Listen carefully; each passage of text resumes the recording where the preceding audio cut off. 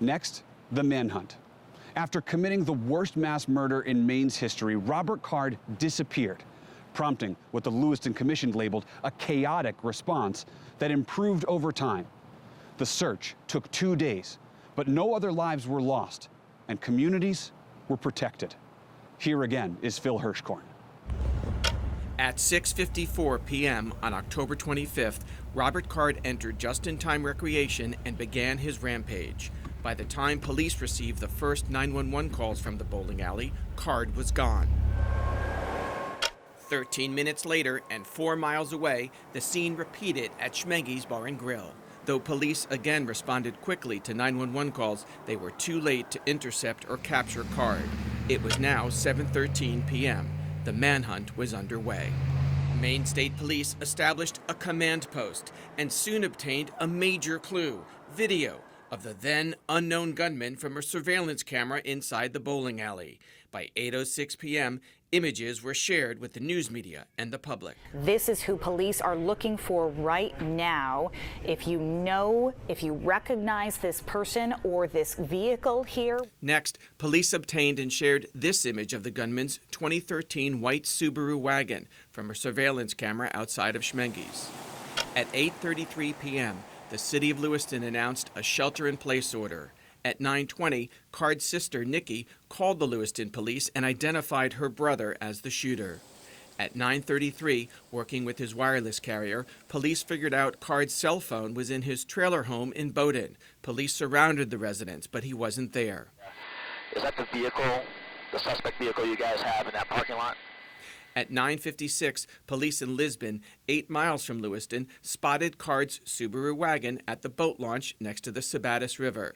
At 10:37, a tactical team approached the car and rammed the driver's side door. Card wasn't inside, but the rifle he used in the mass shooting was, loaded with 15 bullets plus 5 spare magazines of ammunition.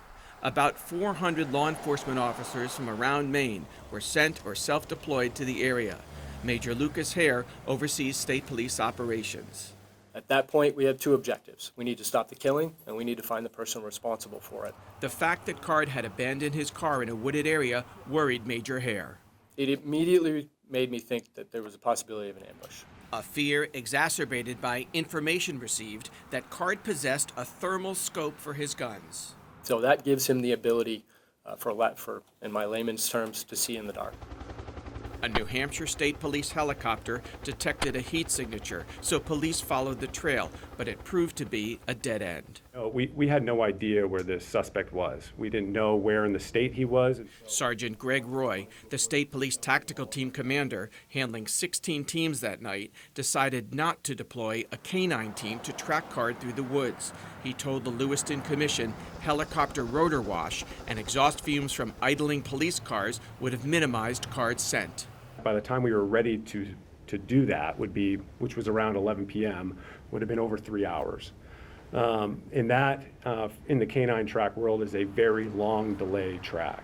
And as time goes on, that scent dissipates. Sergeant Roy also worried a canine track would draw an ambush. Given the weaponry, given the technology that we at least at this time believe the individual possessed, that would be an unwinnable situation for a canine team to be tracking at night under white light. This path leads from the Lisbon boat launch to Robert Card's prior employer, Maine Recycling, less than a mile away. Around 2 a.m. on October 26th, a pair of Lisbon police officers who'd heard about that job decided on their own to search the business. We went into the overflow lot and just searched the open trailers, whatever we could see with a spotlight. We didn't really get out and open closed trailers. It was just really just looking to see if we saw anything suspicious. Police officer Renee Bernard saw about 30 trailers. I entered off from Capitol. Detective Richard St. Amant was driving their unmarked vehicle. Using the spotlight from the car, illuminating basically underneath and between trailers to the best of our ability to see if there was any movement. Nothing stood out to give us any indication anybody was there. It was pretty evident that the trailers that I was approaching were relatively empty. Some of them had some pallets inside. What was the purpose of this search? Well, we had no information that he was there. I mean, he could have been anywhere. They were not well armed or protected. Bernard was carrying only a standard police-issued 9mm pistol. St. Amant was wearing only a bulletproof vest. A third officer with them suggested they stop and consider the risks.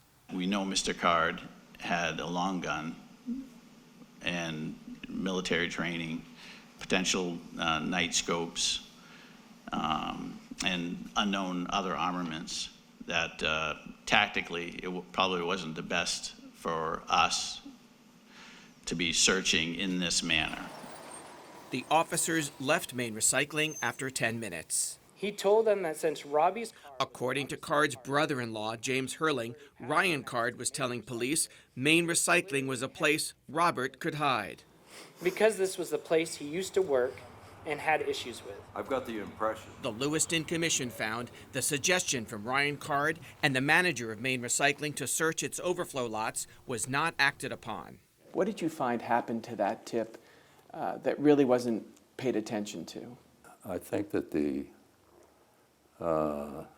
message regarding the fact that the overflow was part of Main Recycling wasn't conveyed to the people who were doing the search. If they had listened more clearly, this would have ended search much sooner, preventing from the fear and the chaos our state and loss of business in our community.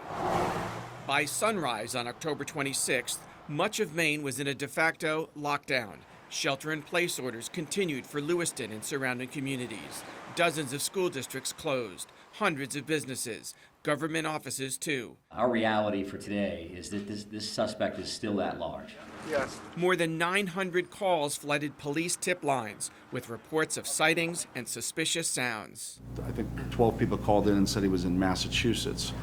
On the morning of October 27th, Maine State Police began searching the river where Card had abandoned his car. And today, they're going to be putting divers in the water in the Androscoggin at that boat launch in Lisbon Falls. He could be in the water, he could be under the water, he could be working with other people. And that was a possibility for a while, that there might be other people involved, until the investigation was able to snuff that out and determine that that wasn't the case. We want to make sure that we bring this individual to custody. But we got to do it right. We got to do it the safe way. Don't want to see anybody else get hurt, certainly our people and our community members. 48 hours after the mass shooting, at 7:08 p.m. on October 27th, tactical teams began searching trailers in the overflow lot at Main Recycling. 32 minutes later, they found Card in the 55th and final trailer searched, dead from a self-inflicted handgun shot to his head. Another AR-15 style semi-automatic rifle was by his side. So were a combined nearly 300 rounds of ammunition for both guns. We don't know what else the officers who discovered Card's body saw inside the trailer, because most of their observations are redacted, blacked out in their official reports, and no police photographs of the scene have been released. A separate evidence report lists only beef jerky, a bullet, and an earpiece as items recovered. Card was wearing the same clothes he had been seen in when he carried out his mass shooting. We don't know how long he was in Main Recycling, if he was there the entire time or not. Did you ever find the night vision scope? I believe you personally, but your officers? Yes, I believe it was recovered at the house. I don't remember where. At the house? At the house.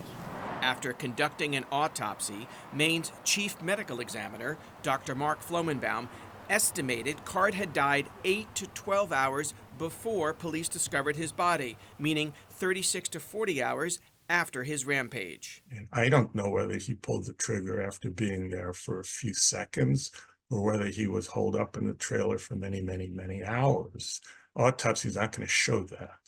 All I could hope to do is give you how long since he died, and that, as you could see, is a very rough estimate. Flomenbaum told the commission his very rough estimate was based on biological factors like rigor mortis, the stiffening of muscles in a body after death. All right, so the estimate of 8 to 12 hours because of the observation of rigor mortis, that's subject to a lot of variability. Is that what you're saying? Yes. So it could have been a number of hours before that 8 to 12 hour window, potentially. Potentially, yes. When I recently asked Flomenbaum if it were possible that Card died a day earlier, on October 26th, he told me yes, it's possible. A handwritten note Card had addressed to his son and left on a counter in his home indicates he expected to die. Below the passwords for his phone and bank accounts, he wrote, "Love you and enjoy your life." Do you think Robert Card intended to take his own life? It certainly read, like a note to loved ones that he was never going to see again.